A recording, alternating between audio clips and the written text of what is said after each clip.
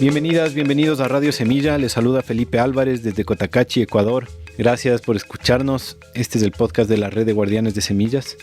Antes que nada quiero decirles que estamos súper conmovidos y contentos de leer los mensajes que nos mandan constantemente desde todo el mundo. Ya no es solo Latinoamérica, cada vez desde lugares más lejanos, y realmente nos llena de gusto que esto que estamos haciendo aquí, que es algo que salió tan del corazón, tan natural y que ha crecido así tan orgánicamente, esté sirviéndoles, generando valor para ustedes. Para mí personalmente y para todo el equipo también creo que sentimos lo mismo, que esto es una labor y un servicio súper bonito y súper gratificante. Ahora, les tengo la buena noticia de que después de varios meses de haber estado en el esfuerzo de instalar una plataforma de pagos en nuestra página web, por fin lo logramos y está al aire, para que ustedes nos puedan ayudar a sostener este podcast. Queremos apuntarle a un modelo de economía más circular en la que la misma audiencia sea la que financia y sostiene el podcast. La gente que encuentra valor en el contenido es la que sostiene la producción de este contenido. Entonces, este podcast seguirá siendo gratuito, seguirá siendo de acceso público, pero contamos con que un porcentaje significativo de ustedes pueda aportar con una cantidad mensual. Si es que ustedes que nos escuchan encuentran valioso este contenido y creen que vale la pena apoyar económicamente para que se siga produciendo, les invitamos a que nos apoyen. Está súper sencillo, es a través de PayPal en nuestra página web, radiosemilla.com/apóyanos. Una vez que te suscribes, el débito es automático. Lo puedes cancelar cuando quieras, puedes cambiar de plan cuando quieras.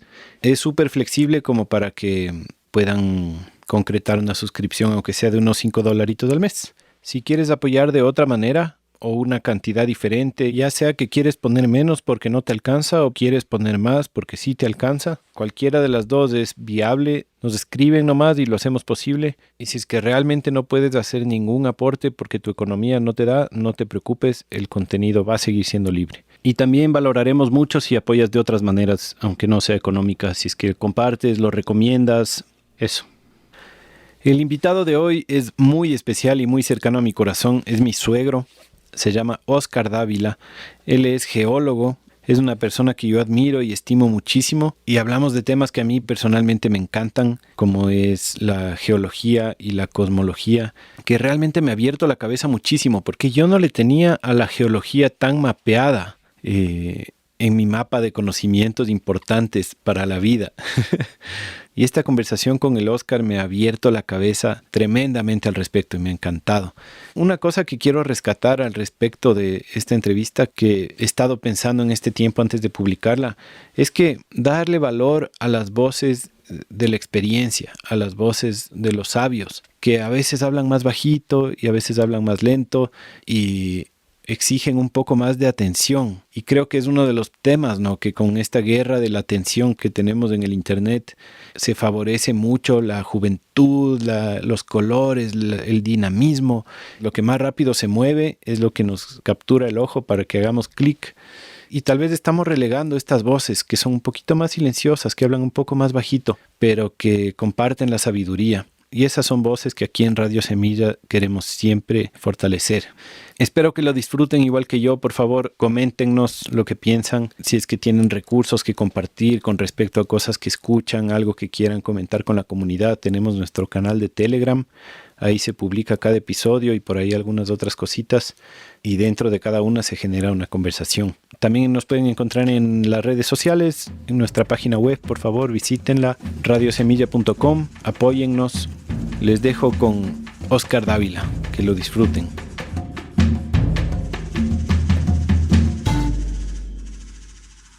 Estoy aquí sentado con Óscar Dávila, geólogo, mucho más que un geólogo, en verdad es un polímata de esas personas que sabe de todo y mucho. Pero en este episodio estamos un poco más enfocados en hablar del tema de la geología, de la vida de las piedras o de las rocas y de su relación con la regeneración. Es un honor tenerte aquí, Óscar. Tengo un montón de preguntas para ti, un montón de curiosidades, y cada que converso contigo es una lección tras otra de cosas que no conocía, así que tengo mucha ilusión de esta entrevista. Bienvenido. ¿Cómo estás? Muchas gracias, Felipe. Con mucho gusto podemos hablar de un montón de cosas. Algunas pueden ser de geología mismo y otras algo anexo a la geología, que es la experiencia de vivir, la experiencia de caminar por la superficie del planeta. Y bueno, la verdad es que la geología para mí fue un accidente, porque la elegí lanzando una moneda. ¿En serio? Sí. Es curioso eso porque, bueno, mi delirio son las matemáticas, la física. Y claro, esas ciencias son auxiliares para toda ciencia. Claro, las bases de todo. Exacto. Y claro, una vez que terminé el prepolitécnico y el primer curso de la Politécnica. ¿En la Escuela Politécnica Nacional en Quito? Exacto. Y yo no sabía qué carrera voy a seguir. Ahí había ingenierías de todo, mecánica, civil, electrónica, química.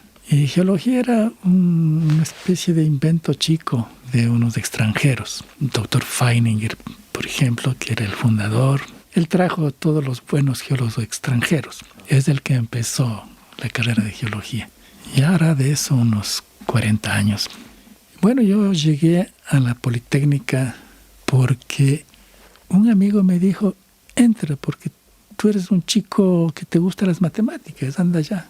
Yo había estado en filosofía en la Universidad Central y ahí también seguí matemáticas, pero era muy atrasada la enseñanza. Yo ya sabía muchísimo más de lo que enseñaban ahí en la Universidad Central. Estuve 2 meses ahí y me retiré. No aprendía casi nada. Y yo soy siempre buscando más y más hacia adelante el conocimiento. Así que llegué a la Politécnica, primer curso fascinante con las matemáticas superiores. Entonces, ¿qué sigo? Mecánica, pensaba. La ingeniería civil no me atraía mucho. La ingeniería química sí me gustaba. Pero electrónica, parecía aburrido eso. Entonces, ahí en la cola de las matrículas para la profesión, lancé un Sucre al aire. Y claro, si salía sello, era geología. Y si salía la cara de Sucre, era cualquiera otra. Así que salió sello y ahora soy un geólogo practicante. No he estado en la academia mucho con la geología, pero sí en el terreno y con muchos profesionistas de todo orden, con ingenieros civiles muchos años, con ingenieros mineros, que esto es una especialidad de la ingeniería civil, la ingeniería de minas. Últimamente he estado unos años con los ingenieros civiles en este aspecto un poco práctico de la geología, que es la geotecnia, el auxilio para la ingeniería civil. Que necesita bastante. Uy, sí. Los ingenieros civiles son muy buenos calculando, pero el rato de poner un entorno geológico, ambiental en sus obras civiles, sí hay fallos grandes. Muchas obras civiles quedan un poco descodaladas, diríamos, por no tomar en cuenta los riesgos geológicos. Claro, sí, recién pues en el oleoducto que se rompió acá en la Amazonía, la excusa que dio la empresa dueña del oleoducto es que cayó una piedra. No podemos nosotros no podemos predecir lo que va a pasar en la montaña, pero imagínate que no podían ni siquiera prever que podía caer una piedra de una montaña en donde nace la Amazonía, de uno de los sectores más húmedos del país. O sea, muchas veces no toman en cuenta, ¿no? Hace 3 meses estuve ahí en ese desastre y me di cuenta que sí estaba avisado el riesgo, porque ahí intervinieron con, no sé, como 20 geólogos para el proyecto Coca. Y estaba avisado que ahí la cascada de San Rafael podía caer.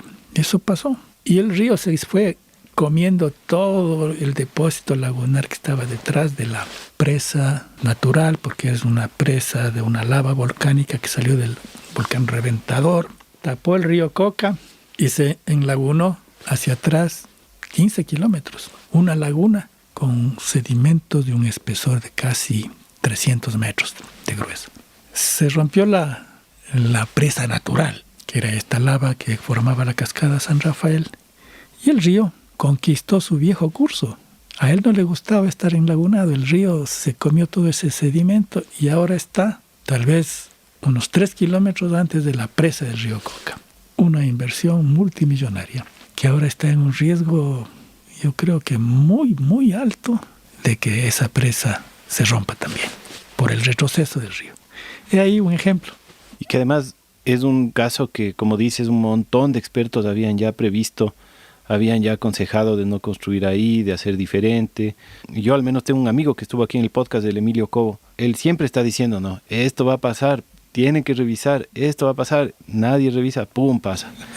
Claro, es terrible, ¿no? Por el cortoplacismo y cerrar el contrato y qué sé yo, no toman en cuenta el futuro. Pero volviendo un poco al tema de la carrera de geología, ¿tú también ya tenías una pasión por el campo, por las salidas? ¿Era algo que también te empujaba hacia la geología o era más solo la parte técnica, matemática?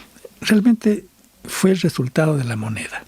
No era yo un aventurero para el campo que quería andar los cerros y todo lo demás. En el primer año que tomé la carrera, fui a ver el museo litográfico, o sea, en la litoteca en la Poli, y me quedé fascinado por las rocas, porque el doctor Feininger había hecho una colección de todos los tipos de rocas del Ecuador, y algunas incluso venían de otros países.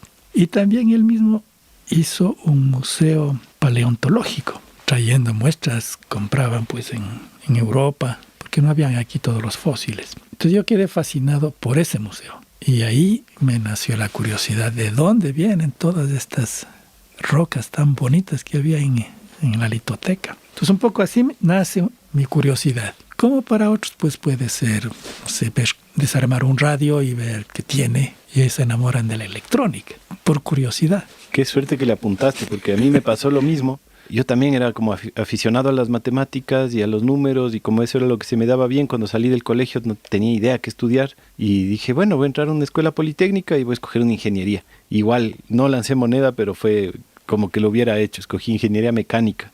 Uh-huh. Y después de 1 año y medio o 2 años, me iba bien, pasaba los semestres, todo, pero no tenía idea qué era ser un ingeniero mecánico, ni por qué me interesaba. Así me salí porque, no sé, poca preparación para escoger la carrera. Por suerte me salí a tiempo. Pero tú, en cambio, le achuntaste, pues te quedaste 40 años trabajando en eso y hasta ahora te apasiona. Es fascinante en la geología porque es una ventana al cosmos, a entender lo que es el universo. Y ahora mi afición más grande es la cosmología. Me gusta entender todo lo que pasa en el universo. Es un misterio tremendamente atractivo. Pero nace del conocimiento del planeta. Uh-huh. Y antes del planeta, pues en el Ecuador, ¿qué pasaba aquí en los Andes, de la costa? Yo no conocía ni la costa en esos tiempos. La geología me hizo recorrer todo el perfil costanero. La geología me llevó desde mi pueblito natal hasta cubrir toda la cordillera de los Andes, las 2 cordilleras, sus valles interandinos, los flancos de la cordillera de los Andes, esa llanura amazónica que tenía abajo, estaba preñada de petróleo. Y en la costa, pues la playa que es fascinante. El conocer la geología e ir a la playa es como que se enchufan 2 cosas importantes. Todo llega al mar. Todo lo que le pasa a los continentes es arrastrado algún rato a una cuenca oceánica. Terminan las cordilleras aplanándose totalmente y todo eso va al mar. Entonces, fascinante pasearse por los acantilados de Esmeraldas, por Manabí. Y es como que la geología tiene esta perspectiva amplia, ¿no? Eso es lo interesante de la geología. Es la ciencia que tal vez le interesa la historia más antigua de todas, ¿no? O sea, desde cómo se juntaron los primeros átomos o de dónde salieron los primeros minerales. No sé, pues uno estudia biología y te concentras solo desde que existió la célula, ¿no? O evolución, lo mismo. Pero si estudias geología te interesa desde el Big Bang o lo que quiera que haya pasado en esa época, ¿no? ¿Nos puedes contar un poco de eso? ¿De dónde salen las piedras? ¿Cuál es su origen? ¿Cómo se forman? Cuidado con eso de piedra. Ah, cierto que son rocas. ¿Por qué? ¿Por qué rocas y no piedras? Bueno, es un término más general, ¿no?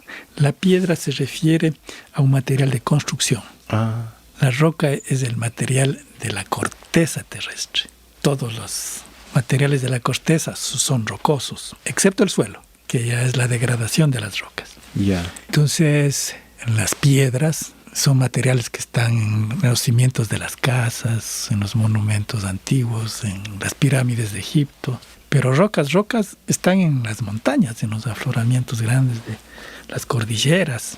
O sea, la piedra ya es el material extraído y usado de la roca. Es un material ya humanizado. Ya. Y el lenguaje mismo de la piedra viene de Pedro. Pedro es la base del cristianismo romano. Jesús le dijo a Pedro, tú eres piedra y sobre esta construiré mi iglesia. Ah, de ahí nace. Sí. Ah, ve. Petro, no Pedro y piedra son similares. Y las obras más extraordinarias de la humanidad están hechas con piedras, que salieron de los macizos rocosos, de las canteras. Una vez que sale la cantera ya se llama piedra. Ya. Entonces reformulo mi pregunta. ¿De dónde salen las rocas? O sea, ¿cómo se originan? ¿Desde cuándo están en el universo estas rocas? ¿De dónde viene? De un líquido, el líquido magmático. Los planetas rocosos del sistema solar, que son Mercurio, Venus, la Tierra, Marte, y parece que había otro planeta entre Marte y la Tierra que se llama el cinturón de... No recuerdo el nombre. Bueno, es un cinturón de meteoritos de diversos tamaños que parece ser que son la destrucción de un viejo planeta. Que está entre Marte y Júpiter. Exactamente. Entonces, estos son los planetas rocosos. Están más cerca del Sol y los planetas gaseosos están más lejos. Entonces, todos estos planetas tienen rocas y todos son magmáticos. O sea, se originan como un fluido sílico-aluminoso con otros metales que se combina esto y forman los magmas. Todos estos planetas tienen magmas y todos tienen una corteza rocosa. El magma aún no es roca. Cuando se ha enfriado, entonces se transforma en roca. Ese es el origen de todas las otras rocas. Entonces, un planeta como la Tierra, por ejemplo, era un mar líquido. Toda la Tierra. No había rocas todavía. Un mar de magma, pero... De magma, exacto. No había agua todavía. El agua estaba en pañales el agua. Entonces, la Tierra, que a mí me gusta más llamarle Gaia, por su contenido, vamos a decir, metafísico, espiritual. Gaia, pues, es la madre tierra, como en los Andes la Pachamama. Claro, en los Andes es un poco distinto, la Pachamama se refiere al suelo. Entonces... Creo que cuando se refieren al suelo, el término correcto es la Alpa Mama. Y la Pachamama, solo que ahora se le usa mal, un montón de gente entiende que es solo la tierra. Pero Pacha creo que en verdad significa universo, significa Dios, significa tiempo, significa un montón de cosas. Entonces la Pachamama en su significado completo sí es Gaia, sí es la madre tierra. Es más como de lo que te entiendo, te gusta decirle así porque estamos hablando de un organismo, no es una especie, es un ser, tiene vida, no es una roca nomás. Claro, Gaia tiene todos los aspectos de un ser vivo. Sistemas de circulación que tienen los seres vivos superiores. Aparte de eso, respira como un ser vivo. Los circuitos de flujos en la Tierra, bueno, en la atmósfera, hay circulaciones. Hay dentro del manto unas circulaciones que les llaman celdas de convección térmica. También hay ciclos geológicos. En este caso de las rocas, por ejemplo, origen es la roca volcánica, la roca ígnea, que viene de los magmas. De esta roca se heredan las rocas sedimentarias, que son la destrucción por la meteorización, por la alteración química de las rocas volcánicas, se producen pues las rocas sedimentarias. Las rocas sedimentarias que tienen gránulos, vamos a decir. Que hay otras rocas sedimentarias que son de origen químico. Por ejemplo, los arrecifes de coral o las calizas del mundo se originan del mar, de la disolución de carbonato de calcio en el mar. Entonces no son directamente de origen volcánico o ígneo. Pero todas las otras rocas sedimentarias, desde las que tienen granos muy gruesos, que se llaman gravas, las arenas, los limos, las arcillas, todas son heredados de la meteorización de rocas ígneas principalmente. Estábamos en el tema de las rocas, me parece. Claro, yo te preguntaba cómo es que se forma un planeta y se crean las rocas, es decir, este hierro, magnesio, sílice, aluminio, lo que decías, cómo es que se hace en una pelota que se mantiene cohesionada.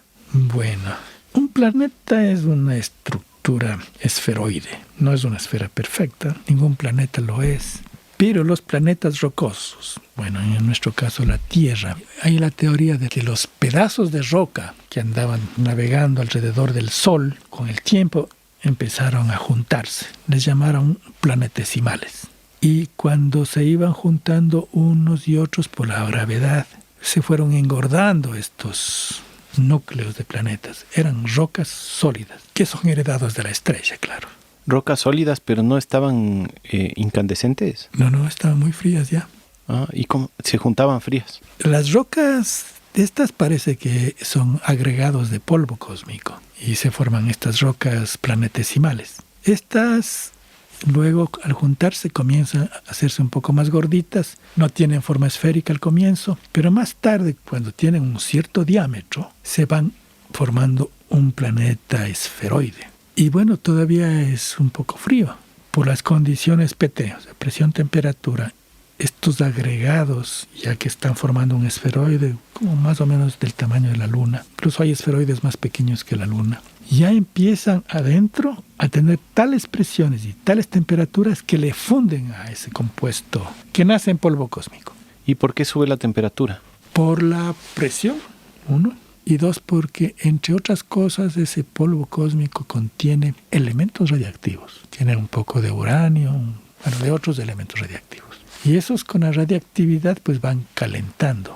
Y se dice, ¿no?, de que hasta ahora el manto de la Tierra, este magma que está debajo de la delgada costra terrestre, contiene elementos radiactivos. Por eso se calienta y llega a fundirse por la radiactividad, pero más también la presión. Entonces la temperatura sube tanto que se licúa todo. Esas rocas vuelven a hacerse líquidos y el líquido pues es un material compuesto principalmente de sílice y alúmina. Y el resto de lo que hay son metales o no metales que están en composición menor. Pero los planetas rocosos son sílice y alúmina principalmente. Eso es la composición. ¿Y hierro, no? Sí, pero esos son los minoritarios.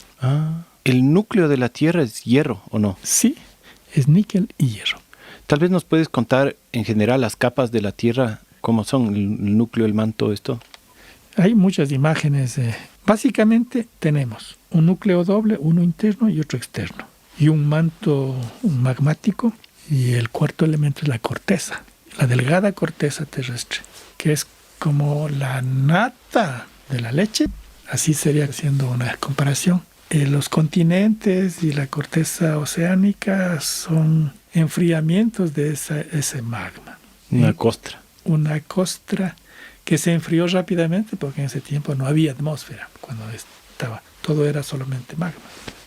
Se enfrió rápidamente porque las temperaturas de un planeta pues, rodeado de vacío es muy, muy frío. Entonces esa corteza se enfrió y se formaron estas natas que luego fueron creciendo y que más tarde crearon los escudos de los continentes. Pero básicamente son eso. Hay un núcleo, un manto y una corteza. El núcleo es doble ahora. Antes se pensaba que era uno solo. Ahora se sabe que es un núcleo sólido rodeado de otro núcleo que es viscoso. El sólido es hierro y níquel, ¿y el otro? El otro es... En esto tengo una duda aquí. No sé exactamente si es níquel y hierro o solo níquel. Hasta algunos han dicho que es hidrógeno metálico. ¿Hidrógeno metálico? Sí. Wow, eso no había oído nunca. Parece que Júpiter tiene un núcleo de hidrógeno metálico. O sea, por las presiones tan grandes se hace metal, el hidrógeno. Bien, eso un poco. Si es que se están preguntando, a mí me parece fundamental entender a nuestra Tierra, si es que hablamos de cómo vivir en ella, si es que hablamos de regeneración, si es que hablamos de ecología, me parece como número uno, entenderla, ¿no? O sea, saber dónde vivimos, de qué se trata, cuál es su historia, y por eso me parece a mí fascinante esta historia antigua, ¿no? Entonces, bueno, se hace esta bola de metales sin atmósfera. Por el frío que hay en el vacío, se hace esta costra en donde ya se hace roca fría. ¿Cómo de ahí sale la atmósfera? Bueno, por desgasificación del magma.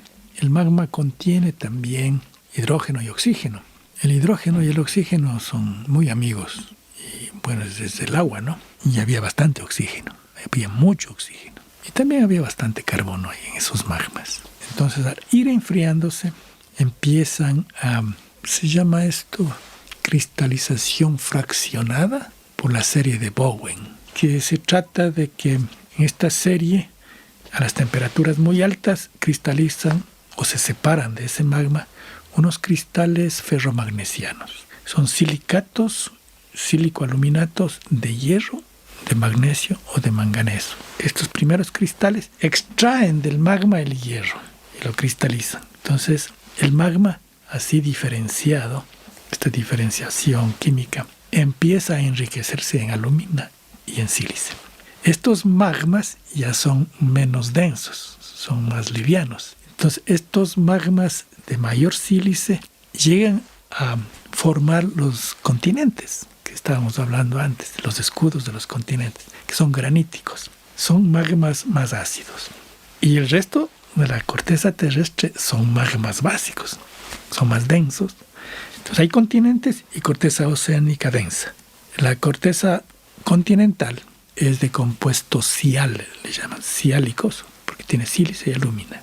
Y la corteza oceánica está compuesta mucho de hierro y magnesio, de minerales ferromagnesianos, son magmas más férricos y les llaman sima, sílice y magnesio. Pero entonces aquí entramos al tema de la corteza mismo, de cómo está compuesta. Entonces, los núcleos de estas natas viejas, estos núcleos, como son más livianos, flotan encima del magma del manto.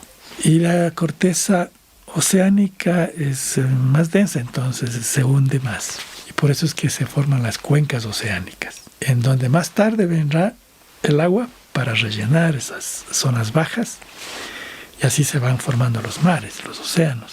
Pero lo que interesa a la pregunta tuya sobre la atmósfera y también el tema de la regeneración de suelos, etc. Esto es un poco más cercano a la biología que a la geología, porque los suelos te dan el material geológico sobre el que se hospeda la vida. Los suelos fueron los hospedantes de la vida continental, de la vida subaérea, subatmosférica.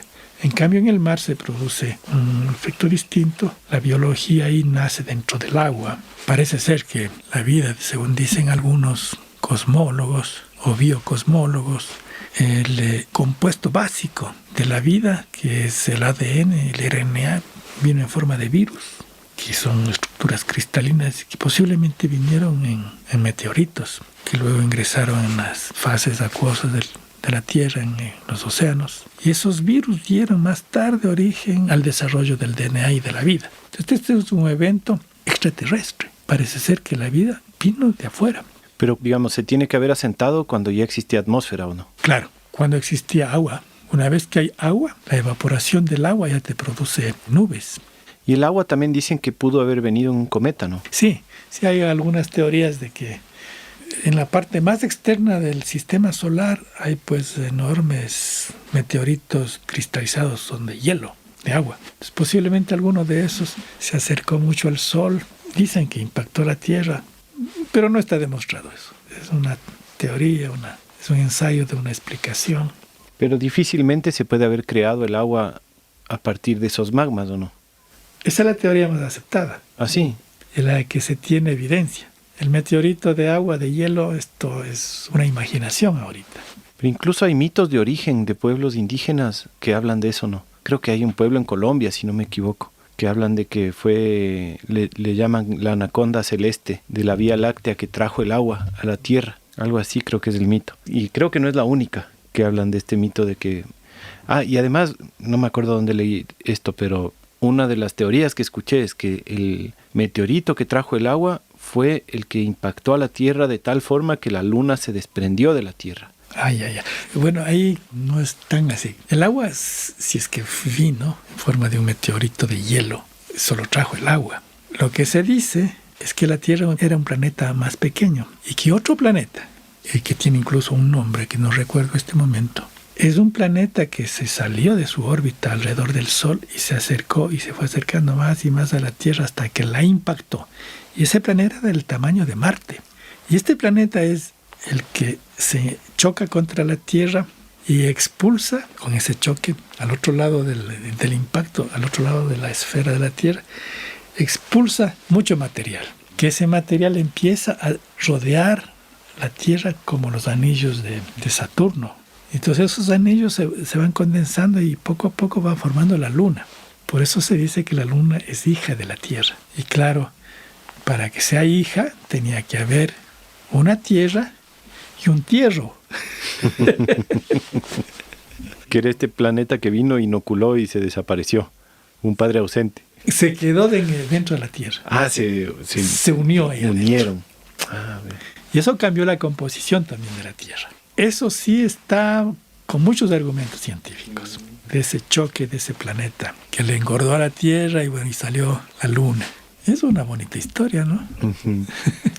Bueno, en todo caso, todavía no cacho cómo se hizo la atmósfera. Esta costra que se enfría y que tiene metales radioactivos y que tiene minerales, pero también tiene capturado oxígeno y carbono y nitrógeno. ¿Cómo es que de eso se lleva a una atmósfera? Bueno, la atmósfera de la Tierra es un milagro, es un auténtico milagro. Y es una laminilla tan delgada. Tiene la mayor parte de la atmósfera está en los primeros 5 kilómetros encima de la superficie de la Tierra. Y hay un poco de átomos ralos más allá, hasta 150 kilómetros más allá. Se encuentra todavía moléculas de oxígeno, pero ya muy disperso todo.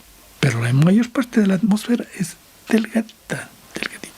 Y esa atmósfera ahí, durante 4.500 millones de años que tiene la edad de la Tierra, esa atmósfera parece que nació en el Precámbrico. Esa atmósfera delgadita es la que albergó todo el desarrollo de la vida. O sea, eso es un milagro, absolutamente un milagro. Ahora, la atmósfera de la Tierra se origina por la exudación de gases desde los magmas. Es decir, va saliendo principalmente CO2. O sea, era un planeta como Venus. Venus tiene una atmósfera de CO2, ultra caliente. Entonces, esa atmósfera de CO2 cambió después a una atmósfera que contiene también oxígeno, gracias a las algas marinas, a unos organismos que estaban en las playas de la Tierra de ese entonces, que empezaron a envenenar la atmósfera con oxígeno. Entonces, ahí cambia la vida, se vuelve oxígeno dependiente. Mientras antes, que no había oxígeno, había también vida, pero no dependía del oxígeno. ¿Y el agua, que es otro milagro, habrá llegado antes de la atmósfera o después de la atmósfera?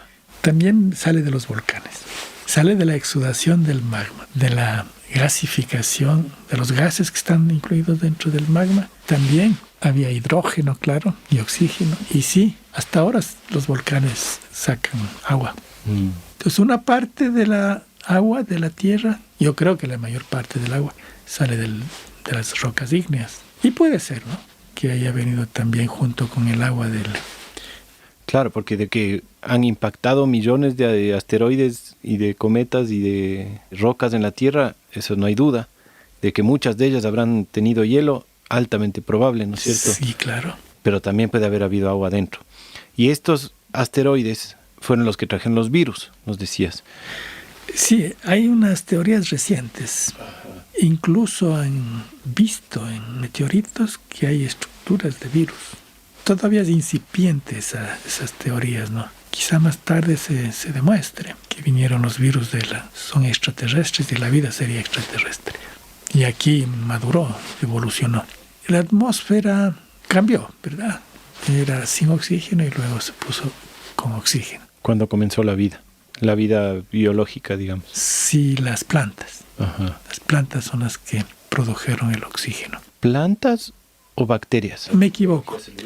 Las cianobacterias en realidad sí producen oxígeno. Son las algas primitivas que hasta ahora existen y producen oxígeno, claro. De esas algas, la colonización a la Tierra, que de verdad era inhóspita, porque colonizar la Tierra era terrible, era un esfuerzo gigantesco de la vida. Claro, se coloniza la Tierra con plantas, con células vegetales que tomaban el CO2 de la atmósfera, de esa atmósfera, y tomaban el carbono para hacer azúcar y liberaban el oxígeno envenenando la atmósfera. Porque, claro, los organismos anaeróbicos en atmósfera de oxígeno mueren. O sea que ya existían otros organismos vivos en el momento que aparecieron estas cianobacterias. Antes, claro, todos los organismos anaeróbicos esos que viven incluso en las lagunas de los continentes o que viven en las represas. O sea, bacterias, protistas, no sé, organismos vivos anaeróbicos, previos a las primeras cianobacterias. Las cianobacterias bueno, es una estructura importantísima en el desarrollo de la vida, que va a producir oxígeno y alimento para la planta. El oxígeno como desecho, pero hay ahí esta partícula verde del material vegetal. ¿Cómo es que se llama? La clorofila. Ese es el mejor invento. La clorofila produjo la atmósfera de oxígeno. Las plantas son las que hacen este milagro. O sea, había una atmósfera, pero totalmente inhóspita. Una atmósfera de CO2. Exacto. Y las plantas son capaces de vivir en ese calor imposible y comenzar a botar oxígeno y a generar esta atmósfera más apta para el resto de la vida. Claro. Qué increíble. Sí, es increíble. Ahora bien, la paleontología describe estas formas de vida, ¿no? Pero durante un montón de años, millones de años en realidad, la vida fue con poco desarrollo, digamos, de organismos. Era muy aburrida la vida. En ese tiempo, pues, solo habían estructuras, ya sea virales o máximo de bacterias, ¿no? O las algas. Entonces eran todo el tiempo eso, millones y millones de años. Hasta que se inventan los organismos sin núcleo todavía, sin núcleo con ADN. Eran solamente citoplasmas. Pero en citoplasma ya había unos orgánulos que iban produciendo los procesos de la vida. Posteriormente, cuando se crea el núcleo de las células, en donde hospeda el ADN, ahí va cambiando y la vida entra en un momento de aceleración y de diversificación con el invento del núcleo. Es decir, en la célula hay es parecido a la estructura de la Tierra, ¿eh? Hay un núcleo, hay un citoplasma y hay una periferia a este núcleo que es la membrana celular. Esta membrana, asimismo, es un milagro, porque está compuesta, me parece, de dos capas de lípidos y con unos orificios que permiten entrar y salir material, ¿no?, del medio ambiente. Y el núcleo que organiza qué es lo que hay que producir. Pero las células más avanzadas capturan un orgánulo de las bacterias, que es el orgánulo de la célula que produce... ¿El ribosoma? No es el ribosoma. ¿Mitocondria puede ser?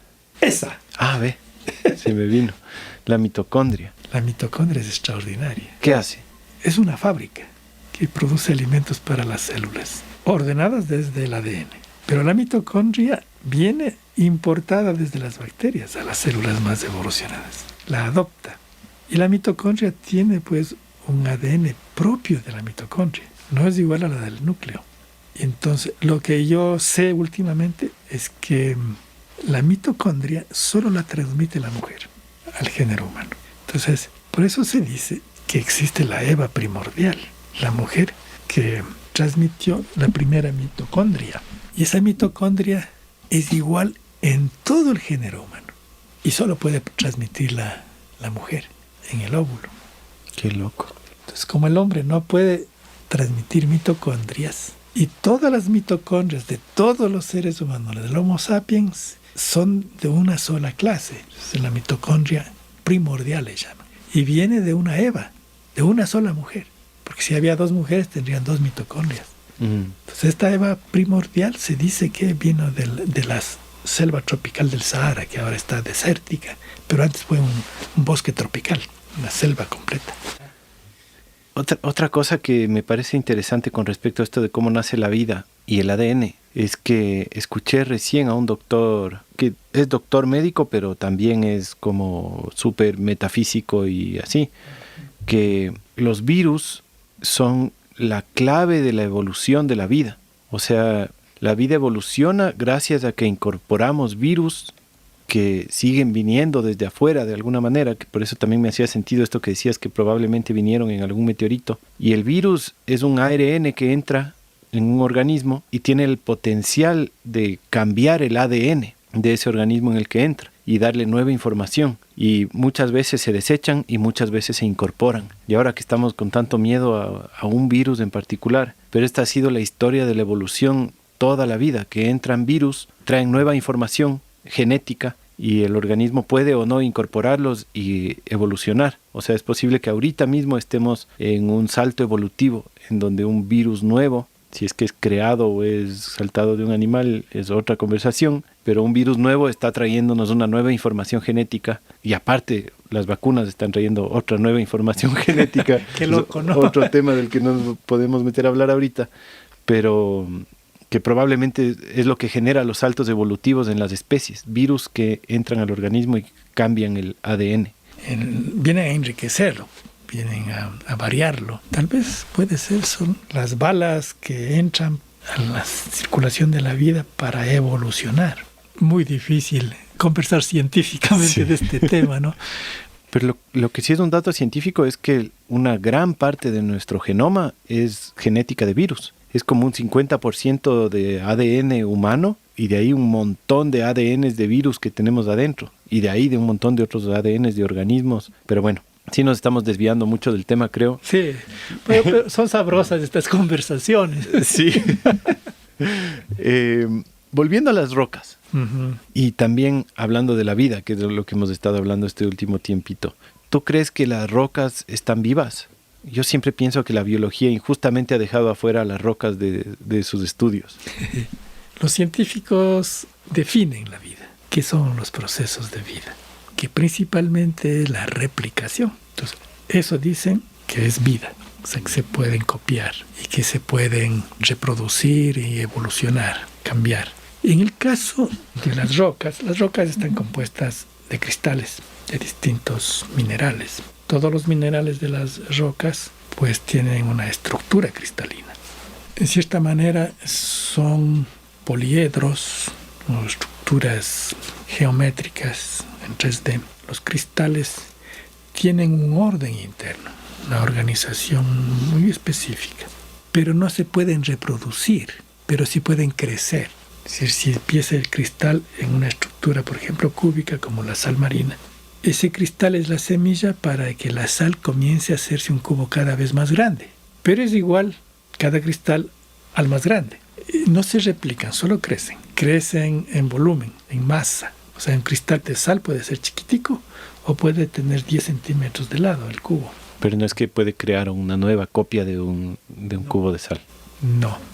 Entonces, en ese sentido, sí hay esta diferencia, que es conceptual. Se define la vida, por un lado, como una materia que se puede replicar, que se puede copiar. Pero una vez que un cristal se concreta, tiene su estructura cristalina, van añadiéndose más y más capitas de lo mismo. Por ejemplo, el cristal de sílice tiene un tetraedro. Es una pirámide triangular con 4 triángulos. Esa es la geometría. Pero en cada esquina hay un oxígeno y en el centro hay un átomo de sílice. Entonces, esta estructura tetraédrica, tetra significa 4 planos, esta pirámide tetraédrica tiene la facultad de extenderse en 3 dimensiones. Pero siempre y cuando venga más materia de otro lado en donde ya existe, ¿o no? Sí, que haya más sílice, que haya más oxígeno. Se tiende a acumularse. Sí, a aumentarse el cristal, y ese es el cuarzo. Ah. Es óxido de silicio. Pero la estructura cristalina es de un sílice en el centro del tetraedro y 4 oxígenos. Y es la base prácticamente de todos los otros minerales. El otro es un octaedro cristalográfico de alúmina, que es aluminio y oxígeno. Es una pirámide, 2 pirámides pegadas por la base. Esa es la estructura cristalina, formando un octaedro de aluminio. Entonces, sílice y alúmina pueden crecer en forma de capas y de vez en cuando pueden adoptar un metal. Y se forma, por ejemplo, un sílico aluminato de sodio, que en cristalografía se llama feldespato. En cambio, la parte de las rocas está basada en la sílice, en alúmina, que se reproduce a la manera del carbono. La estructura de la Tierra, de la corteza terrestre, es principalmente sílice y alúmina. Pues hay un porcentaje alto de esto. Los otros elementos son minoritarios, pero eso hace la diferencia de formar más y más cristales. Y gemas, por ejemplo. A ver, el berilo, por ejemplo, es un mineral transparente, pero si tiene solamente unos pocos átomos de cromo, ya tenemos una esmeralda. La esmeralda no es más que un berilo con una contaminación de cromo. Hay cuarzo rosado, por ejemplo, que tiene una contaminación de manganeso. Hay un cuarzo que se llama cuarzo ahumado, que tiene una contaminación pequeña de manganeso. Todo eso tiene que haber pasado en altas temperaturas para que se contamine y se junten los átomos, ¿o no? Sí. En la cristalización fraccionada de los magmas, o sea, en la serie de Bowen, el último que se cristaliza es el cuarzo. Los primeros que se cristalizan son estos minerales oscuros que hay en las lavas, que son los piroxenos, los anfibios principalmente. La orblenda, por ejemplo, es un piroxeno. Entonces, esos cristales que se roban el hierro de los magmas dejan posibilidades de hacer cuarzo, feldespato principalmente, que son los minerales más comunes. El cuarzo es del rey, está en todas partes. Es el tetraedro de sílica. ¿Un volcán es una conexión entre la corteza y el manto? ¿Es por donde el magma puede salir a la corteza? Sí. ¿Ese magma viene desde el manto? Sí, desde el manto superior. El manto más profundo es más denso, tiene una composición más básica, pero el magma alto es el que sale por los volcanes y que también forma la corteza oceánica. O sea, debajo de todos los océanos lo que hay es una corteza muy oscura que está hecha de basalto. Son rocas máficas. Máfica significa que tiene magnesio y fierro. Y son oscuras esas rocas. Durísimas. El fondo del océano, todo eso es magmas básicos. En cambio, los continentes tienen magmas ácidos y más livianos. Los volcanes se forman justo en el contacto entre una corteza y la otra. La corteza de Sial y la corteza de Máfica, ¿no? Y eso también hizo que se formasen las placas de la corteza terrestre, que es muy reciente esa teoría de las placas de la corteza. Se llama tectónica de placas. Quiere decir que tectos es armazón, tectónica. Es la teoría de la armazón de placas. O sea, pedazos volcánicos que están conformando toda la corteza. La corteza no es que es una sola, sino que está pedaceada. Y esas placas se mueven unas con relación a otras. Son como que están nadando encima del manto y se van desplazando. Y a esta teoría se llama, pues, la tectónica de placas. Claro, porque no están asentadas en nada sólido, pues, ¿no? Finalmente la corteza está flotando sobre algo viscoso, ¿no? Sí, exacto. Y entonces, son navegantes las placas. Y lo que hace una placa separarse de otra es la composición mineral. Sí.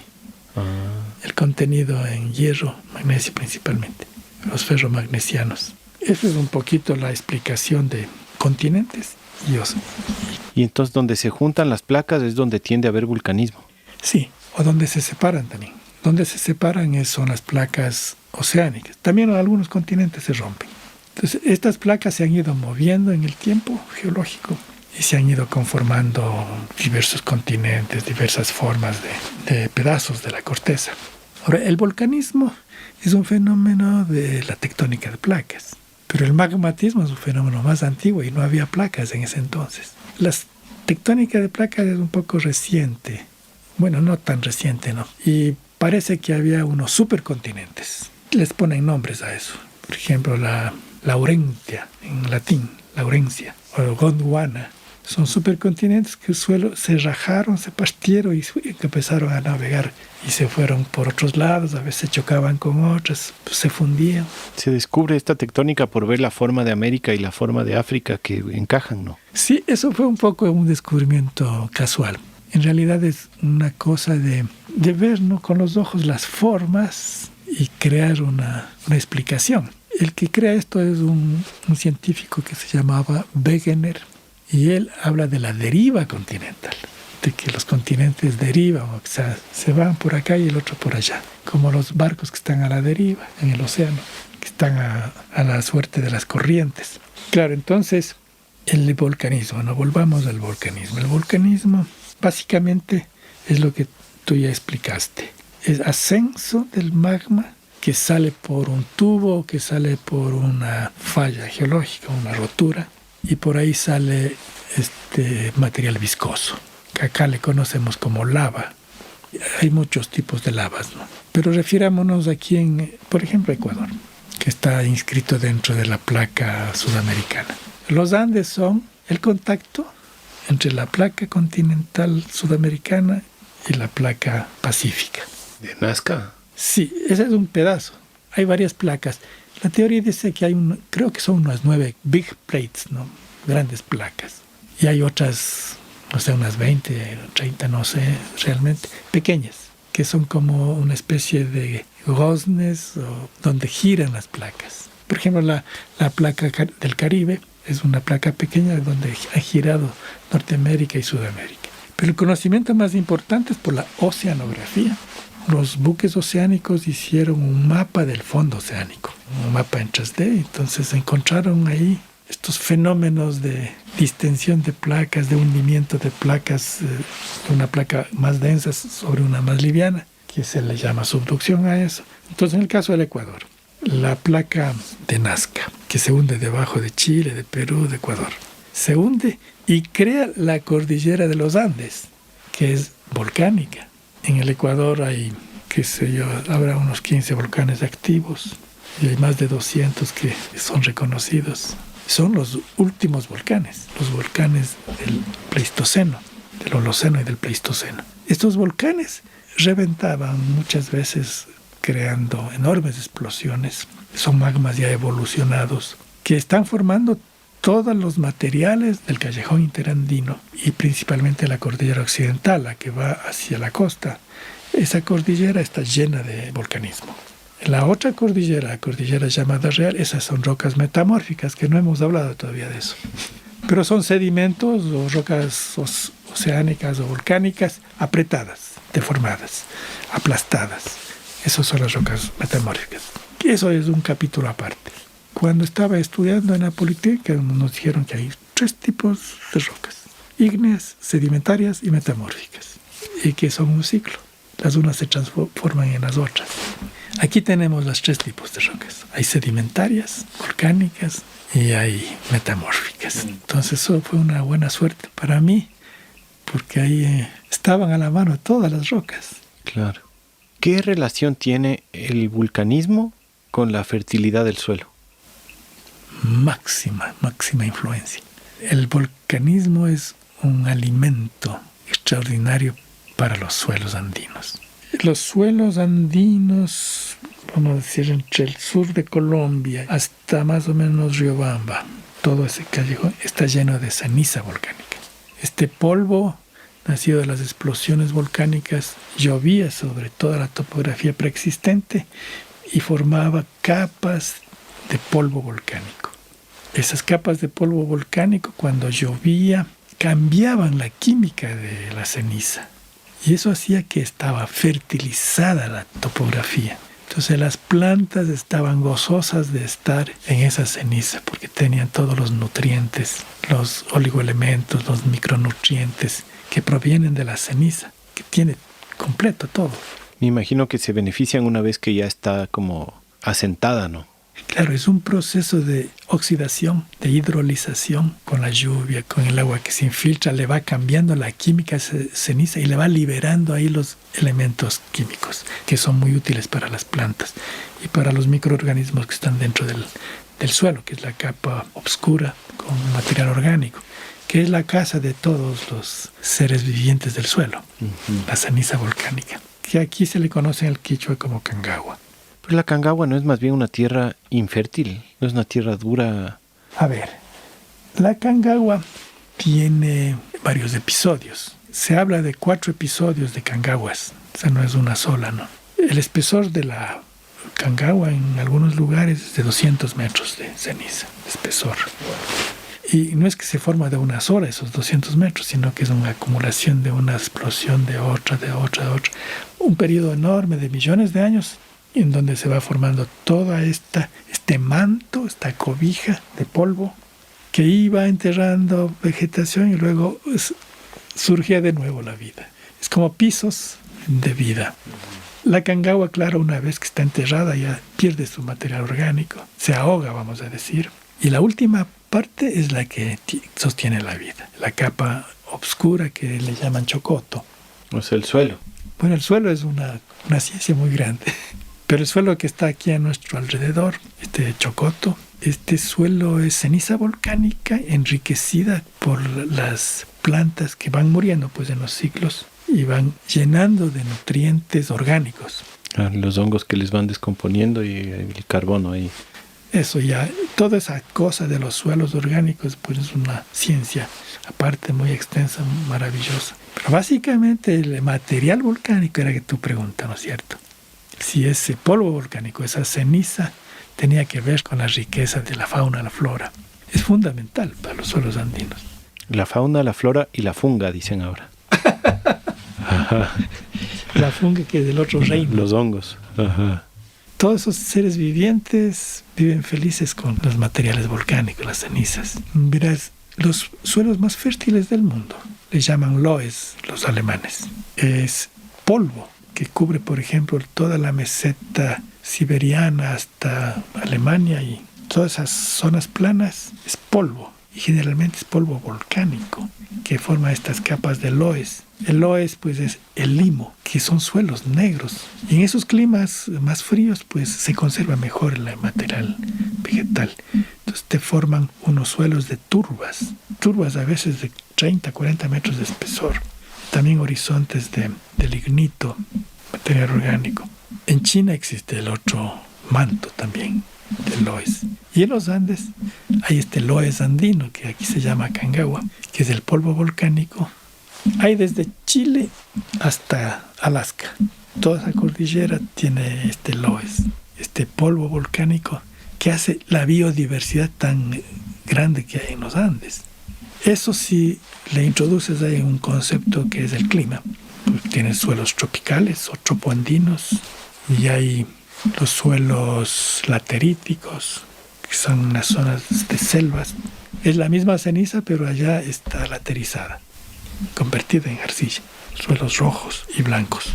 Hablando de suelo, hay que diferenciar entre la edafología, que es el suelo orgánico, y el suelo ingenieril, que es un suelo geotécnico, que solo necesita las propiedades físicas, mecánicas de estos sedimentos volcánicos, con propósitos constructivos de la ingeniería civil.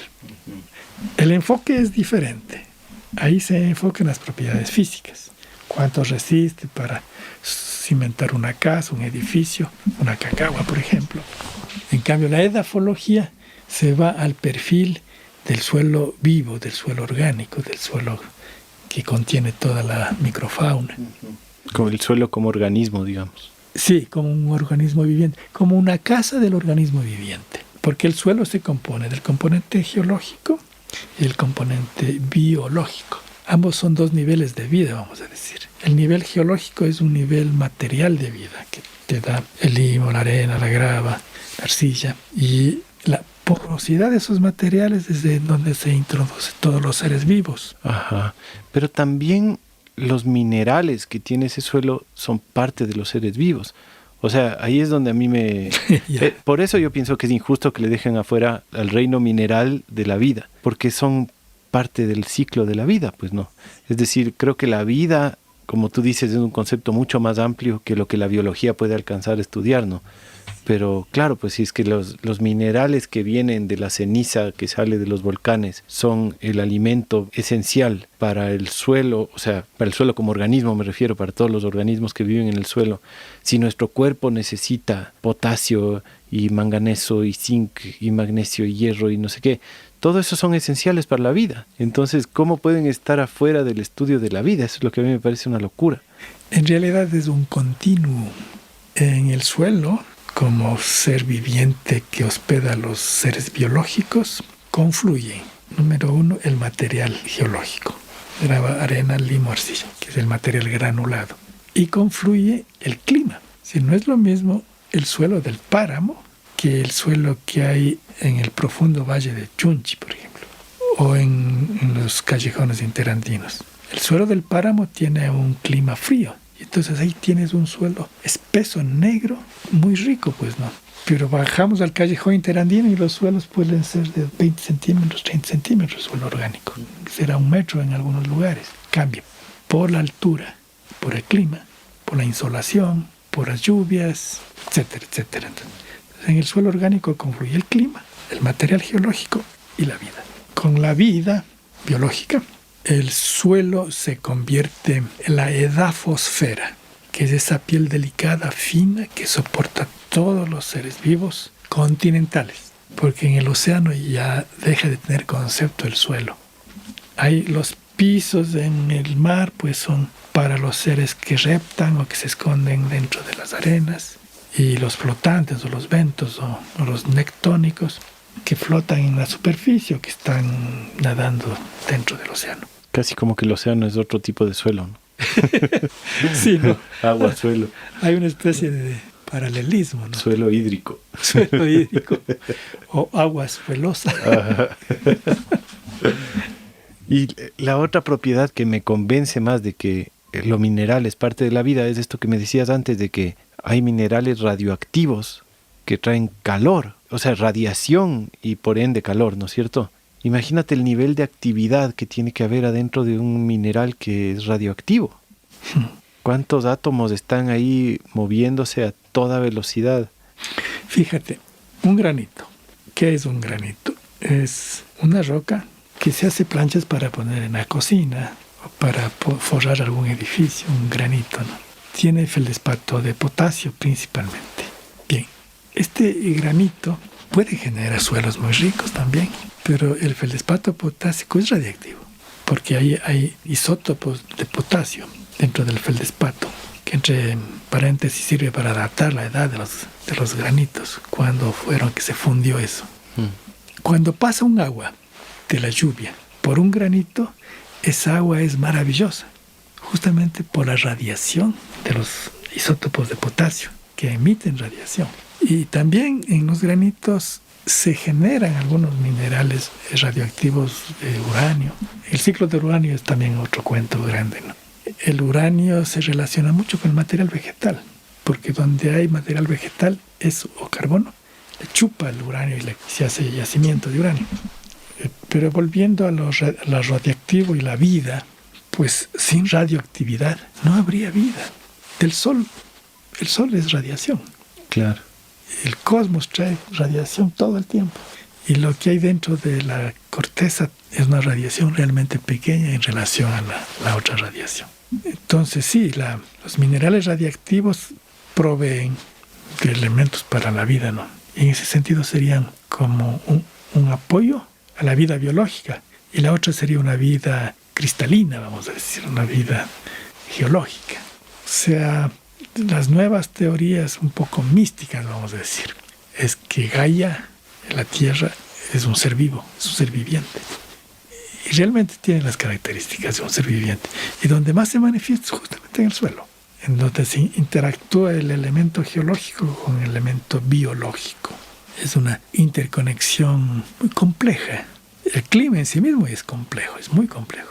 Y eso con el suelo se multiplica la complejidad.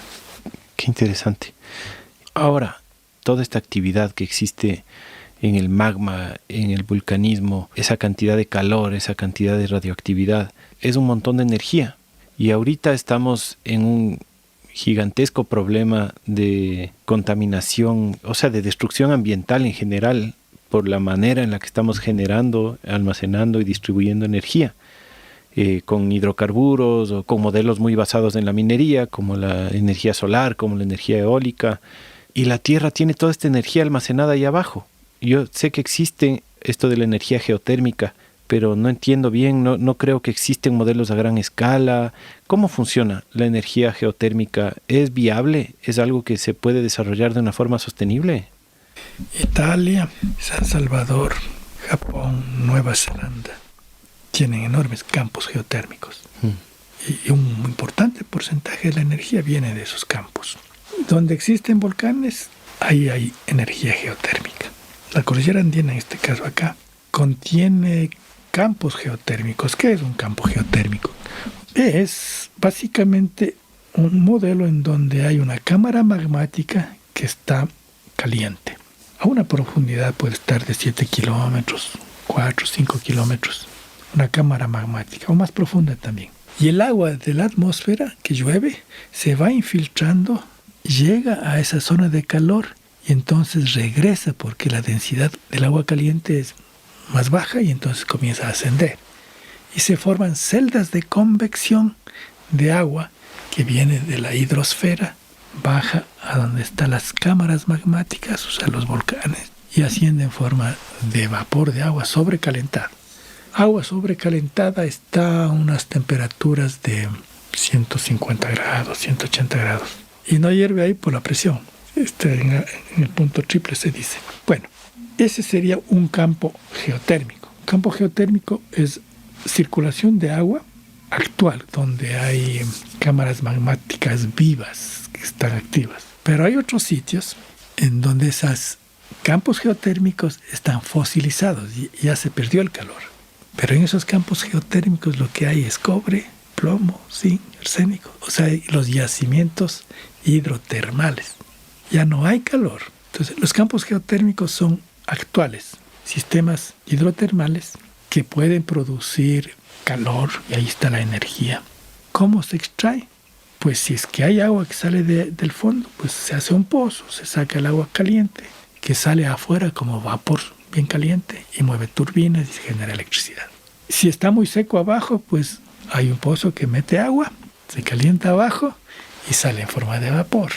Puede durar miles de años un campo. No es lo mismo que sacar petróleo y que eso te dura un poquito hasta que se consume en un motor y se acaba.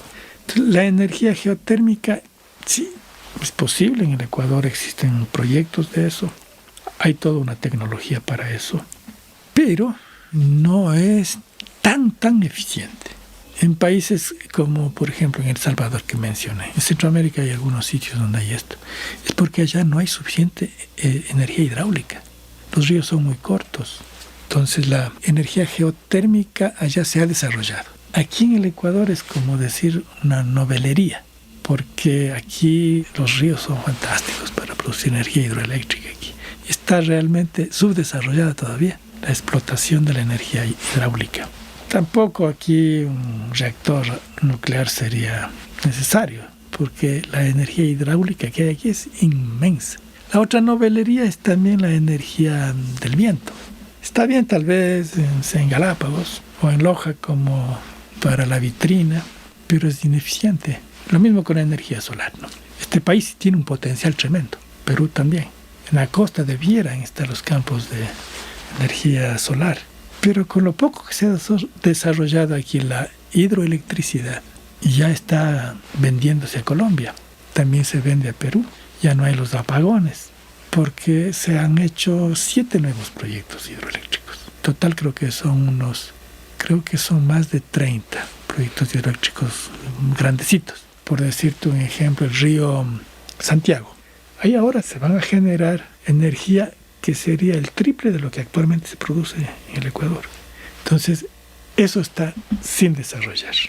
Pero también los que están desarrollados están generando unos tremendos problemas, ¿no? Sí, la energía hidroeléctrica es así, tiene esos problemas. Claro, porque tienen que hacer represas y tienen que cambiar paisajes y generan inundaciones y tampoco es sostenible, ¿no? Y por más novelería que es la eólica o la solar, también tiene el tremendo problema de que necesita un montón de insumos mineros, ¿no? O sea, tú no puedes hacer paneles solares sin sacar esos minerales, no puedes. Y además no son molinos, pues no, uno le sigue llamando molinos de viento, pero los generadores eólicos ahora están generando un problema de devastación de todos los bosques tropicales para sacar balsa para hacer las aspas de estos molinos. Fíjate los impactos. Y claro, todo esto, la minería mismo, ya vemos aquí en INTAC lo que está pasando con la minería, y todo eso requiere de un montón de volquetas y un montón de explosivos y un montón de cosas que tienen que mover las montañas de un lugar para otro, y todo eso sigue siendo con energía de hidrocarburos. Entonces, hasta que tengamos, volquetas eléctricas. Que también tienen su impacto. Claro, o sea, todo es para pasar la electricidad de un lugar a otro, se usa cobre todavía, pues no. Sí. Entonces, esto de la geotérmica, que yo no conozco nada, tenía tal vez alguna ilusión de que me digas que tiene un potencial de sostenibilidad, pero uno de los primeros episodios que hicimos en este podcast fue con el José Cueva, y él llegaba a la conclusión de que no hay alternativa de tener una fuente de electricidad, de energía centralizada para todo un país, para exportar, para mandar de un lado a otro, que sea sostenible, que la única forma es la descentralización. Y cada vez estoy más convencido de eso y no veo manera de que podamos en verdad seguir manteniendo una red eléctrica nacional en base a megaproyectos de generación de electricidad hoy. Estoy de acuerdo con él. Realmente, si se descentralizara, todo curso de agua de los Andes tiene energía. Un salto de 20 metros ya tiene energía. Si hay problemas tecnológicos en descentralizar, hacer redes o hacer cosas locales, sí hay diferencias. El concepto de descentralizar es un poco como está con la autosostenibilidad, tal vez. Incluso puede ser útil para purificar aguas de desechos de ciudades. Todo mismo puede ser más eficiente descentralizado. Sí. Ahora, el Ecuador no es pues un país industrial, ¿no? Sí hay una industria, pero no puedes comparar con Alemania o con Colombia incluso. Los que consumen más electricidad son las industrias. Y en segundo lugar, las ciudades, o sea, las megaciudades. Prácticamente para esa ciudad se ha hecho las redes. En la ruralidad es carísimo dar energía eléctrica a las casas aisladas por las inversiones en líneas, los cambios de voltaje, la central, etc. Entonces, para el ambiente rural sí hay, y hay históricamente muchos proyectitos buenos que se han producido. A veces los sacerdotes locales, conozco un caso en el Carchi que fueron los propulsores de la Sofía, de una centralita hecha en casa. Bueno, pues producía para el pueblito, ¿no? Para el caserío. Llevar allá energía del Coca, pues es un ojo de la cara. Pero el río Machangara no puede producir la energía para Quito, que sería local, ¿no es cierto? Pero la central del Coca sí, pues alimentar solita a todo Quito, incluida su industria. Las otras centrales que hay, que se han hecho, apoyan la transmisión entre provincias, etcétera. Pero a ver, ¿dónde necesitas electricidad? En las ciudades. A veces en las carreteras también, estas líneas de iluminación.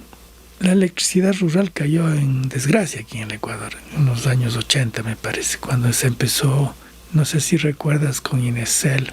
Ahí se hicieron como 800 lugares para hacer hidroeléctricas. Las grandes hidroeléctricas ya están hechas y sí tienen un impacto. En los tramos se usa el agua fuerte. Pero además muchas están mal hechas también.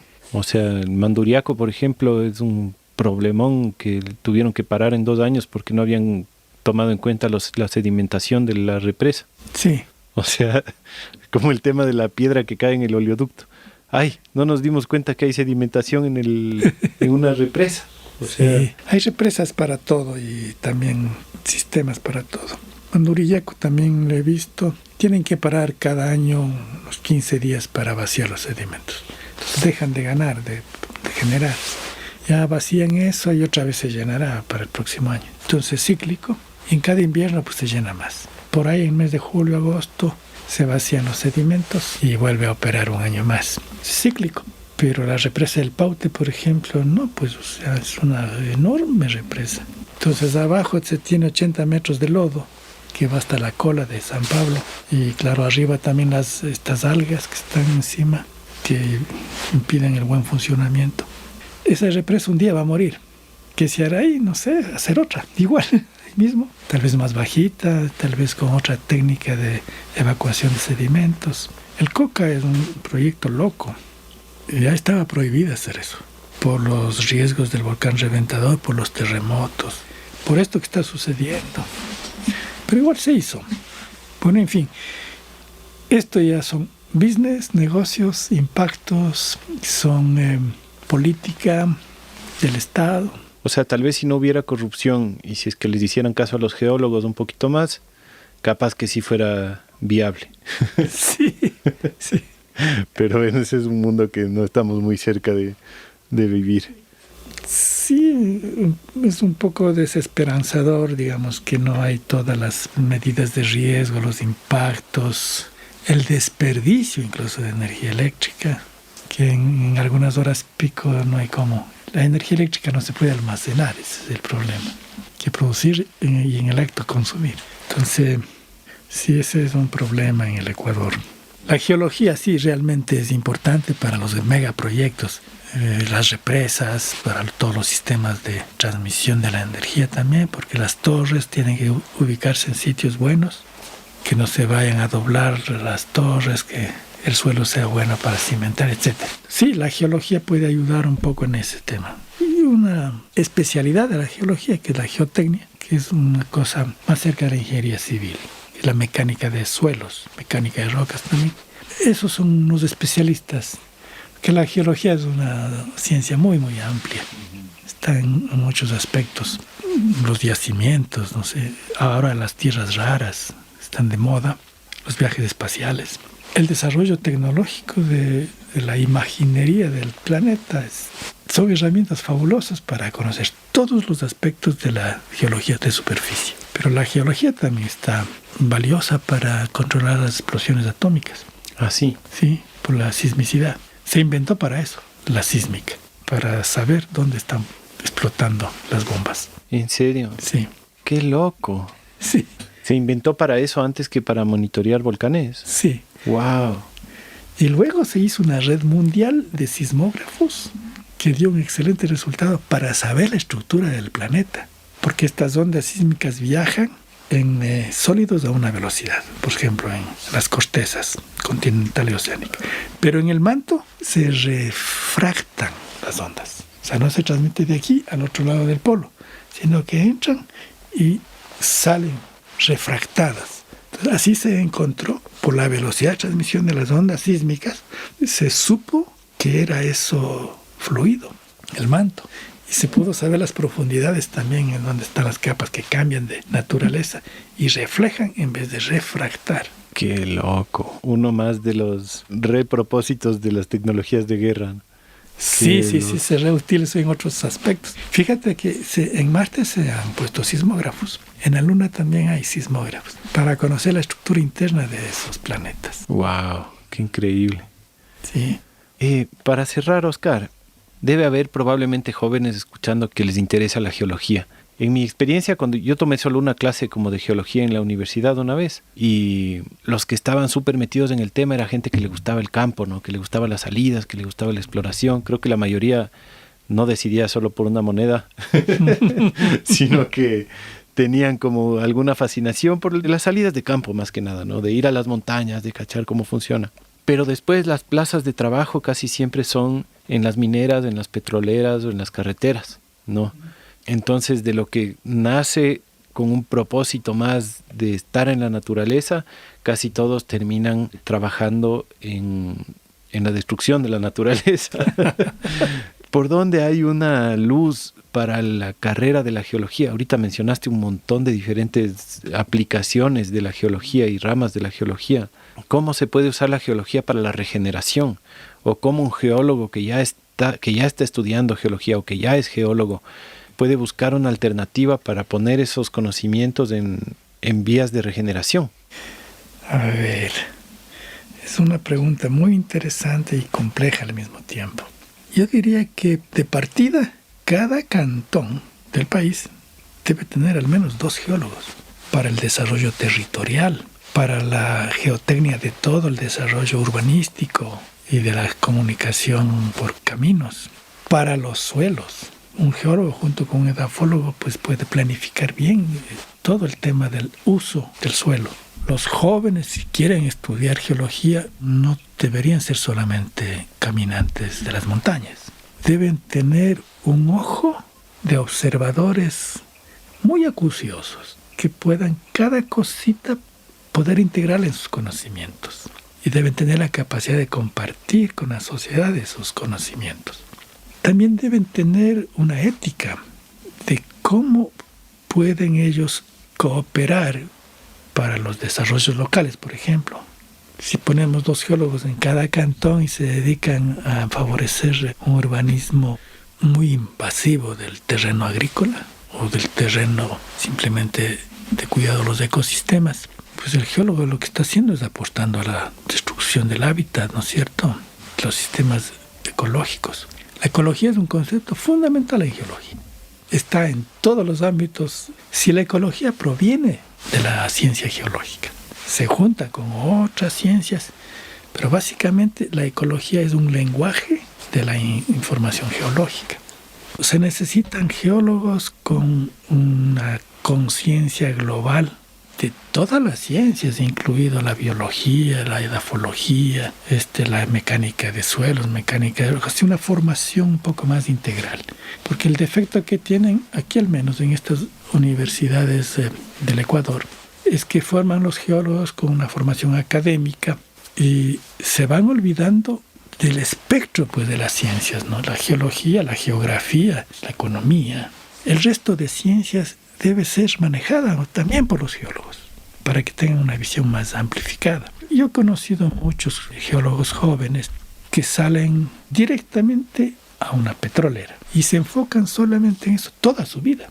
Luego, bueno, tienen una comodidad porque un geólogo petrolero es bien pagado, un geólogo de yacimientos también.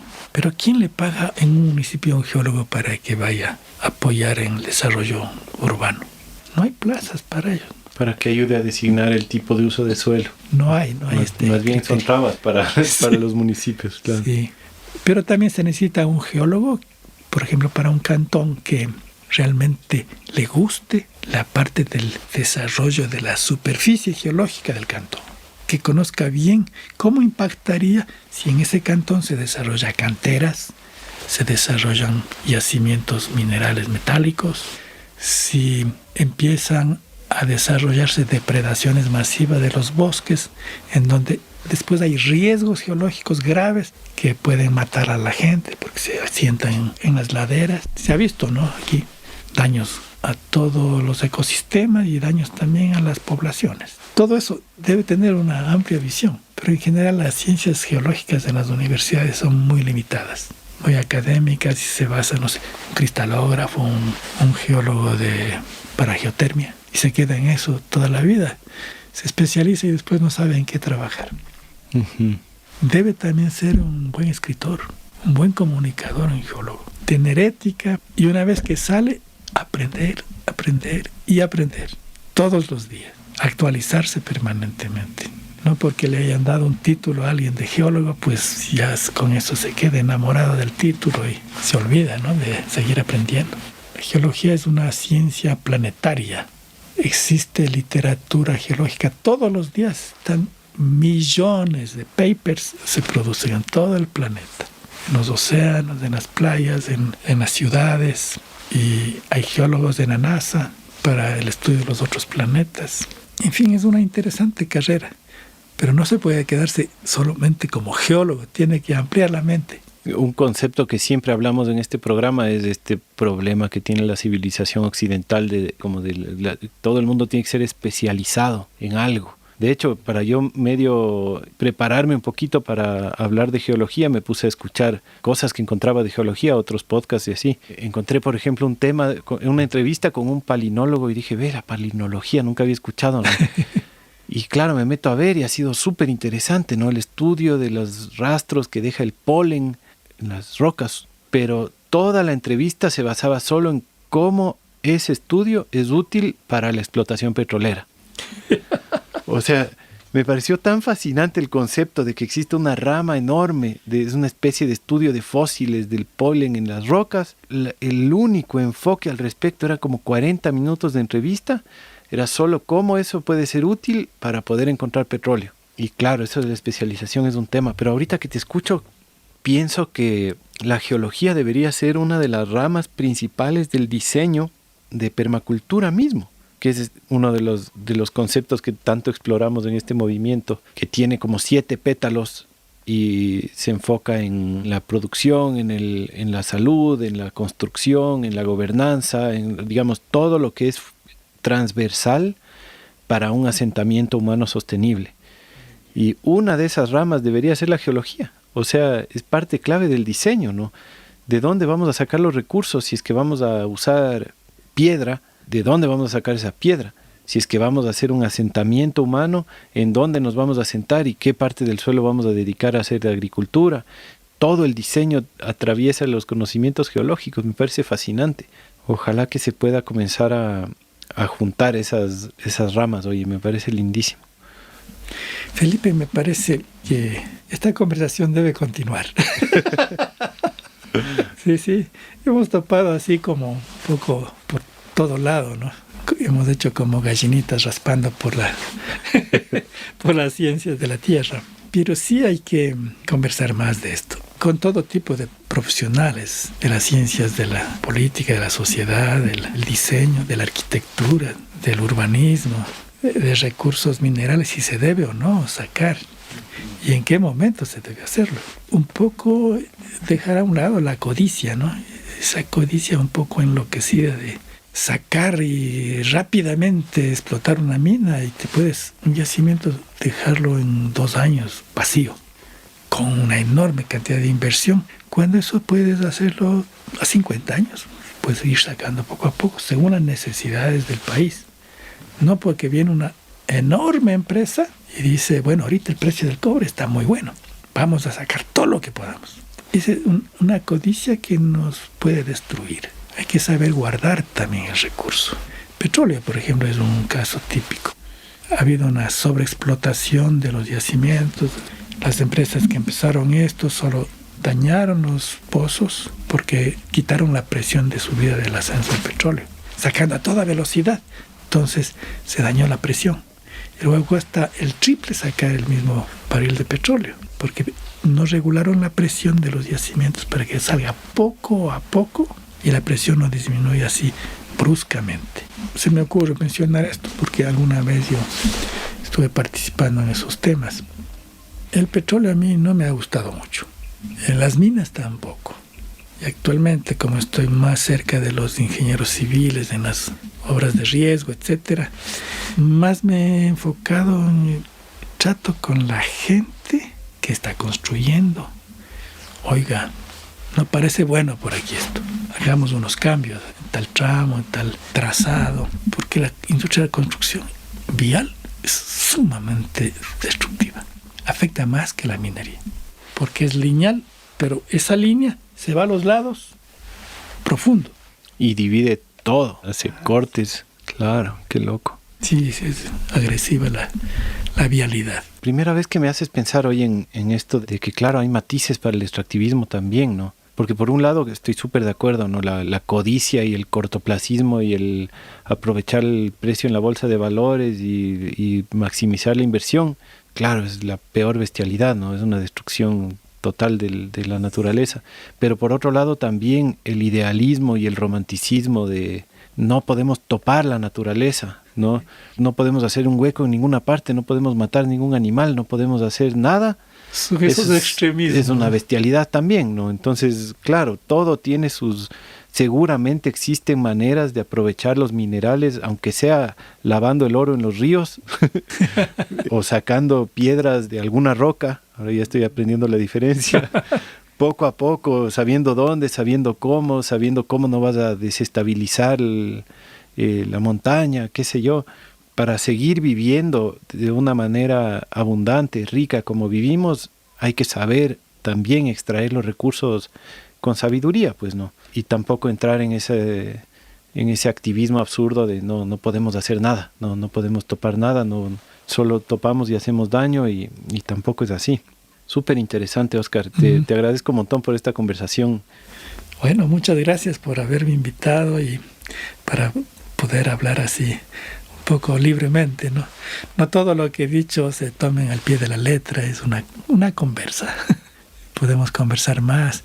Quizá hay algunas cosas que no son del todo ciertas o inexactas, pero no estoy aquí para ser exacto, sino para un poco ser una literatura de la geología un poco conversacional, ¿no? Un poco más amena, menos rígida, menos dramática también, ¿no? Sino más bien mediando un poco las posiciones. Muchas gracias, Felipe. Gracias a ti, Oscar, y gracias a todos por escuchar. Chao, chao. Chao, chao.